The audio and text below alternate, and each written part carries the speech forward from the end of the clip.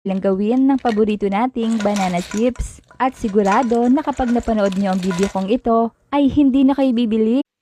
Guys, alam niyo ba kung paano buo ng banana chips? Tara, samahan niyo ako. Unang-una, kailangan natin ng saging. Pero kailangan natin guys ng green na saging.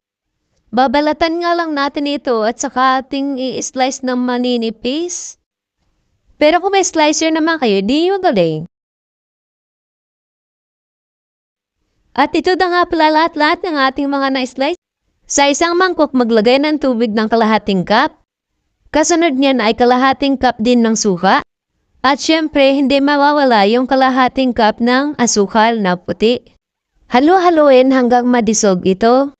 Dahil yan ang gagamitin natin mamaya. At ito na ha! Magpiprito na tayo ng ating banana chips. I-defry lang natin guys hanggang lumutong. Pagkatapos niyan ay lalagyan na natin yung mixture natin kanina. Yan ay nagpapalutong. At nagpapatamis ng ating banana chips. At tada! Ready na! Kaya naging parang sunog yan guys yung iba kasi akala ko hindi matamis. Kaya nilagyan ko ng brown sugar. Yun pala ay tama lang. Kaya lesson learned, magtiwala sa process. So, ito na. Sarap-sarap. Try nyo na din.